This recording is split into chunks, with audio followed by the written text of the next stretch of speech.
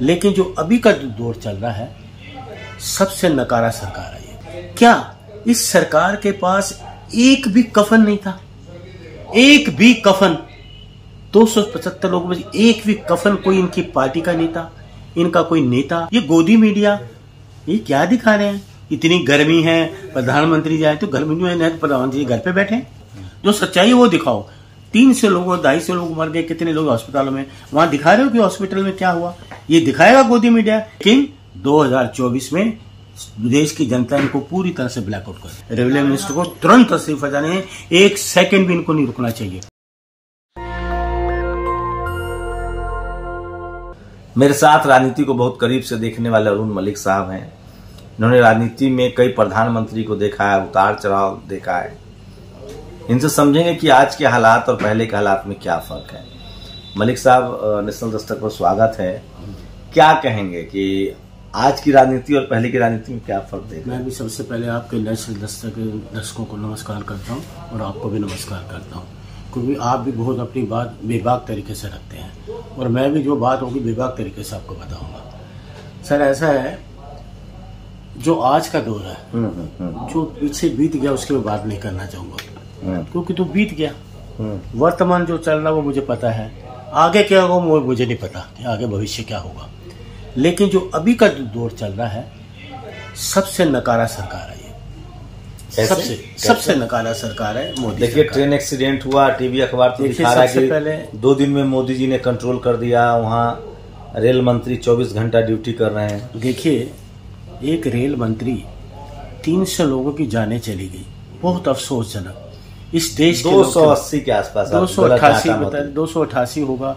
कुछ लोग घायल भी हैं, उनमें से भी मैं तो भगवान से प्रार्थना करता हूँ कि सुकुशल घर पहुंचे, किसी को कैजुअलिटी ना हो, मेरी तो ये दुआ है। लेकिन 288 सरकार ने तो अच्छा काम किया है। सर, सरकार ने क्या काम किया है? एक रेलवे मंत्री ट्रेन के डिब्बे से नीचे से आ रहा है, ट्रेन के डिब्बे के नीचे से आ रहा है, वो भी जुर्म है। अगर कहीं ट्रेन खड़ी हो, रेलवे लाइन डिब्बे के नीचे से जाओ तो वो जुर्म कहा जाता है, आदमी अपनी भी जान जा सकती है। लेकिन 288 लोगों की 275 लोगों की जाने चली गई। क्या इस सरकार के पास एक भी कफन नहीं था? एक भी कफन। 275 लोगों में एक भी कफन कोई इनकी पार्टी का नेता, इनका कोई नेता, इनका प्रधानमंत्री। पहले कोई प्रधानमंत्री जाते थे क्या दुर्घटना? प्रधानमंत्री गए?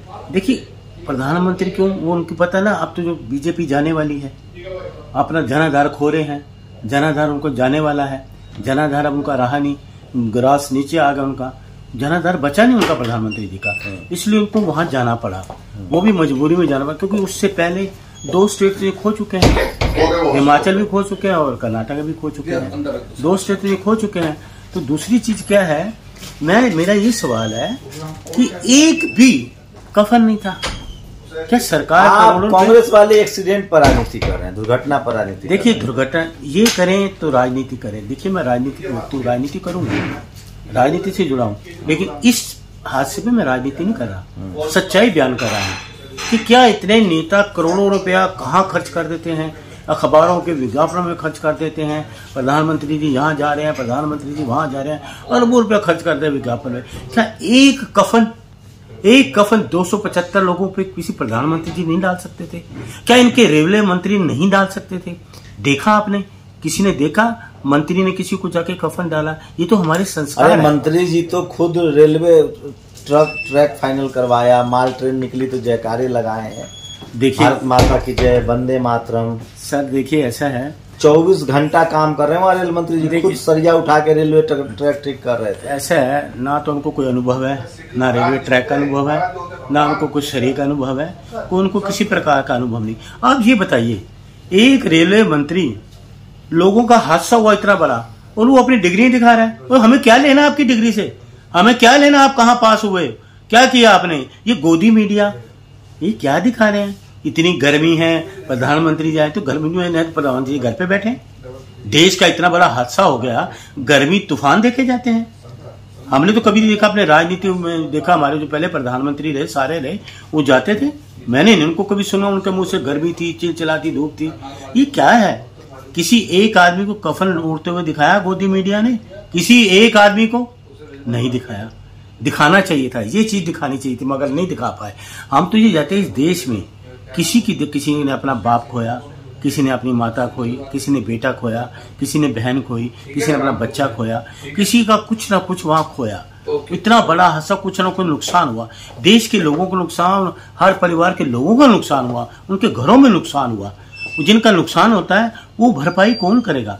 जिसके घर में नुकसान हुआ वो जाता है कि मेरा नुकसान हुआ है, वो जानता है। ये कि भारतीय जनता पार्टी की सरकार नहीं जाएगी उनके घर पे, वो कोई नहीं जाएगा उनके यहाँ पर कोई हादसा हुआ या क्या। ये तो देखने में आ गया, ये कफन नहीं वहां दे पाए तो ये लोगों की क्या करेंगे?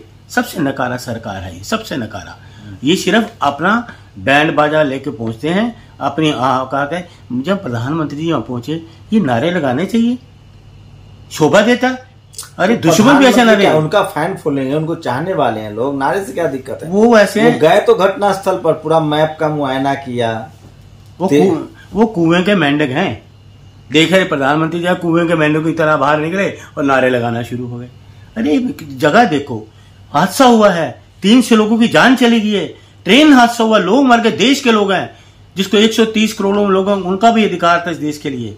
लोगों में, पूरे देश में संवेदना थी, दुख व्यक्त था, लोग घरों में रोज, जिनके घर में लोग नहीं पहुंचे उनके घर में मातम था।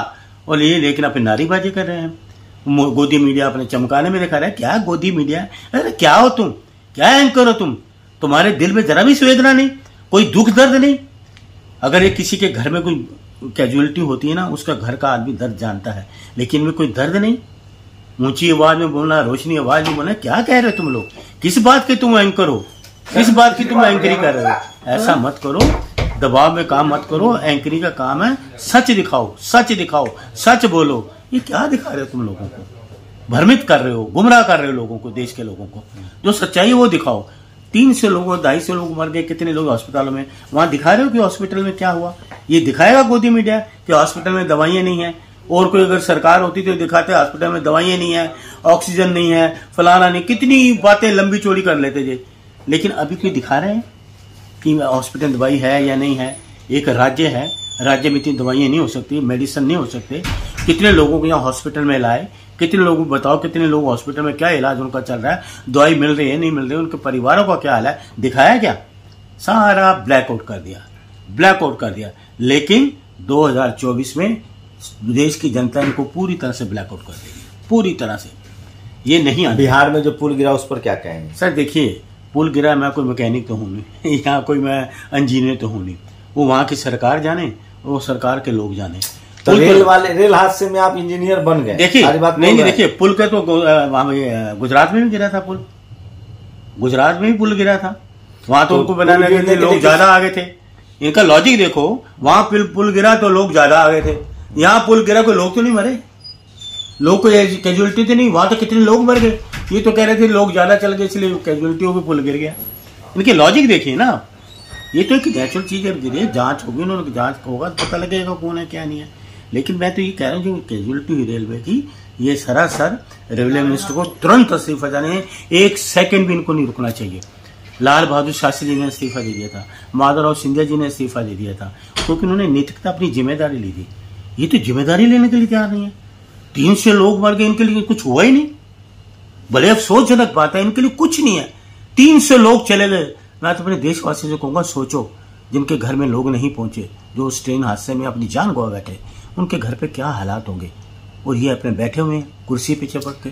सवाल है कि कांग्रेस ने ही तो इस ट्रेन को चलाया था। देखिए रेलवे ट्रैक बिछाया था, लेकिन देखिए कांग्रेस ने समय पर ध्यान ही नहीं दिया रेलवे। देखिए नहीं देखिए 60 साल के गड्ढा जो है वो मोदी जी भर रहे हैं। अब देखिए कांग्रेस ने जो भी काम किए अच्छे किए हैं। जो अब सरकार जो चला रहे हैं ना, उनका फॉल्ट है, उनका फॉल्ट है। जो सरकार में बैठे हैं ये उनका फॉल्ट है। कांग्रेस ने जो लाइनें बिछाई से बिछाया। माधवराव सिंधिया जी ने शताब्दी एक्सप्रेस भी चलाई, अच्छी चल रही है शताब्दी एक्सप्रेस, चलाई थी माधवराव सिंधिया जी ने भी शताब्दी चलाई, उसमें खाना भी अच्छा मिलता सब। लेकिन ये सरकार के, कांग्रेस ने जो चीजें बनाई, बाकी जो सरकार है वर्तमान साल उसको देख रेख करनी चाहिए।